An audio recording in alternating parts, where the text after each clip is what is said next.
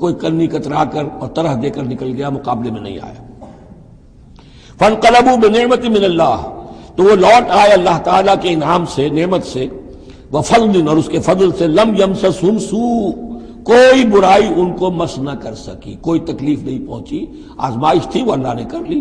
واتبعوا رضوان اللہ، انہوں نے تو اللہ کی رضا کی پیروی کی۔ واللہ ذو فضل عظیم، اور یقیناً اللہ تعالیٰ بڑے فضل کا مالک ہے۔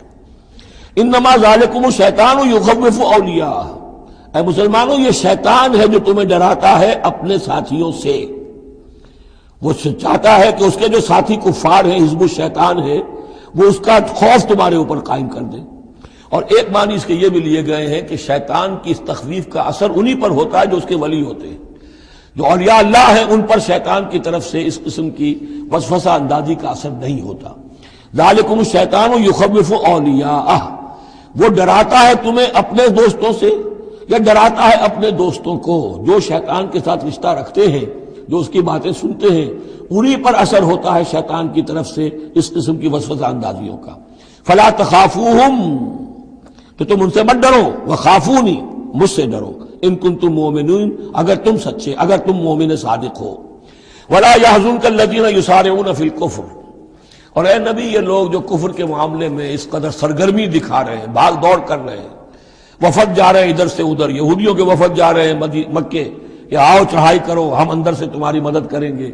اب یہ جو یوں سمجھیے جسے آج کل آپ کہتے ہیں کہ بڑی ڈپلومیٹک ایکٹیویٹی ہو رہی ہے اس وقت، ادھر ادھر جو پھر رہے ہیں، تو اے نبی اس سے آپ کوئی رنجیدہ نہ ہو، کچھ نہیں ہوگا۔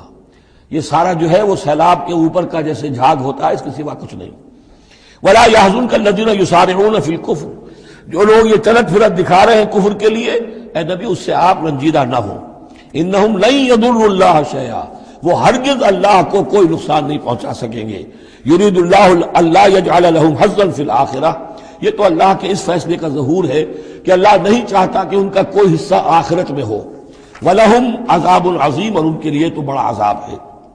ان الذين اشتروا الكفر بالایمان لن يضروا اللہ شیئا، یقیناً جنہوں نے ایمان ہاتھ سے دے کر کفر خرید لیا وہ اللہ کو کوئی نقصان نہیں پہنچا سکتے۔ وَلَهُمْ عَذَابٌ أَلِيمٌ، ان کے لیے دردناک عذاب ہے۔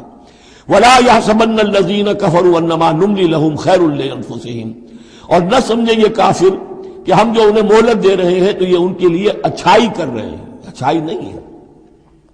کفر کو مہلت ملتی ہے تاکہ اور بڑھ جائے، ثم ازدادوا کفرا، کفر میں اور بڑھ جائے، تاکہ وہ اور برے سے برے عذاب کے اپنے آپ کو مستحق بنا لے۔ اللہ ڈھیل دیتا ہے، لیکن یہ نہ سمجھے وہ کہ یہ ڈھیل ان کے حق میں اچھی ہے۔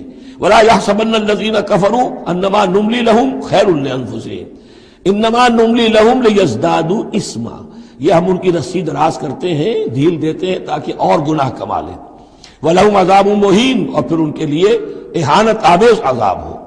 مَا كَانَ اللَّهُ لِيَذَرَ الْمُؤْمِنِينَ، یہ آیت پھر بہت اہم آ گئی ہے کہ اللہ تعالیٰ کی طرف سے یہ آزمائشیں کیوں آتی ہیں، اپنے نیک بندوں کو، اپنے صالح بندوں کو ان تکلیفات میں کیوں ڈالتا ہے، حالانکہ وہ تو قادر مطلق ہے، آنے واحد میں جو چاہے کر دے۔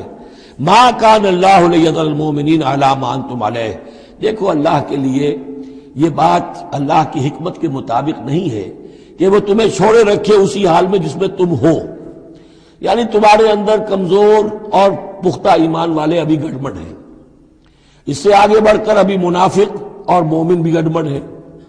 یہ گڑبڑ جو جبیت تمہاری ہے، یہ آگے چل کر اگر اس کو پاک نہ کر دیا جائے، اس کے اندر سے یہ تمام ناپاک عناصر نکال نہ دیے جائیں، تو آگے کے جو اور مشکل کٹھن مقامات آ رہے ہیں، آگے تمہیں سلطنت روما سے ٹکرانا ہے، تمہیں سلطنت کسریٰ سے ٹکرانا ہے، ابھی تو یہ چھوٹی موٹی چیزیں جو ہو رہی ہیں درون ملک عرب، تو تمہارے لیے یہ ضروری ہے کہ پرج ہوتی رہے، اور وہ پرج ہوتی ہے انہی آزمائشوں کے ذریعے سے۔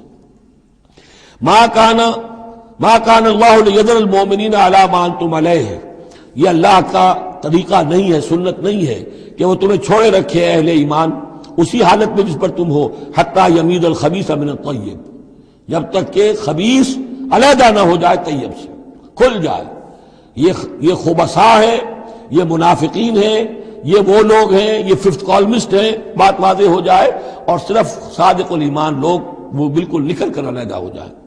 وما کان اللہ لیطلعکم علی الغیب، اور اسی طریقے سے اللہ تعالیٰ کی یہ بھی طریقہ نہیں ہے کہ غیب کی خبریں تمہیں دے، لیکن اللہ یجتبی من رسلہ من یشاء، ہاں یہ معاملہ اللہ تعالیٰ نے کہ غیب کے حالات کی اطلاع دینا یہ اپنے رسولوں کے لیے رکھا ہوا ہے، جس کو وہ چن لیتا ہے رسولوں میں سے وہ غیب کے حالات بھی بتاتا ہے۔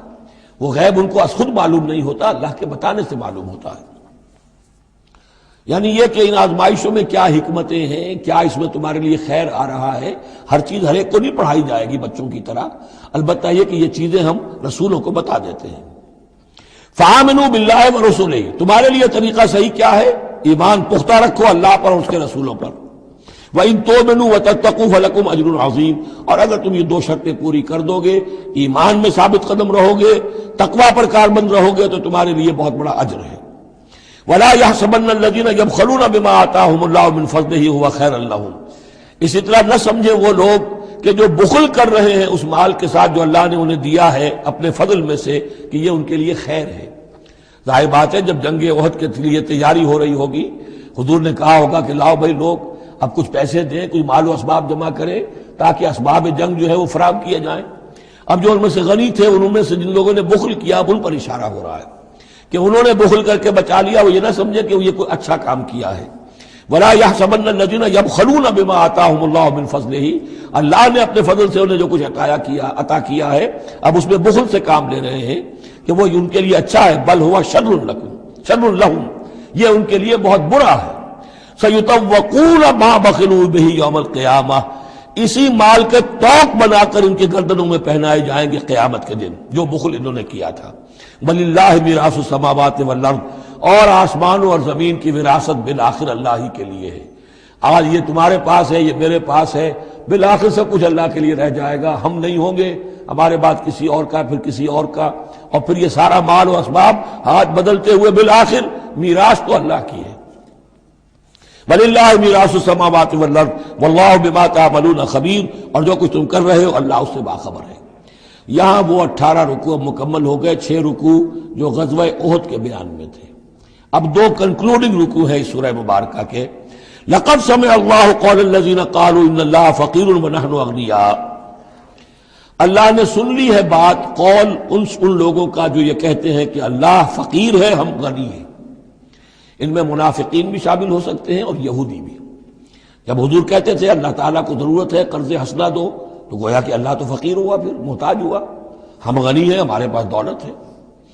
سَنَكْتُبُ مَا قَالُوا، ہم لکھ لیں گے جو کچھ انہوں نے کہا ہے۔ بڑا غصہ ہے اس کے اندر، ہم لکھ لیں گے جو کچھ انہوں نے کہا ہے۔